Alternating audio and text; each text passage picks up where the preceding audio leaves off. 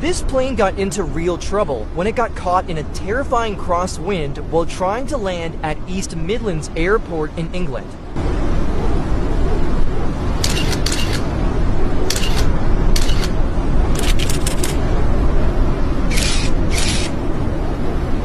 In a desperate attempt to stop things from getting worse, the pilot tried some crazy moves.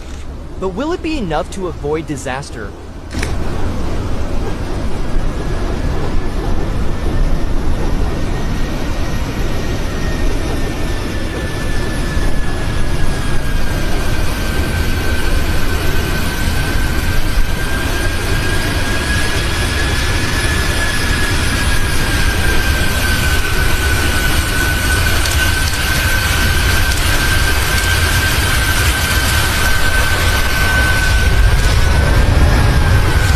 Does the pilot deserve a life?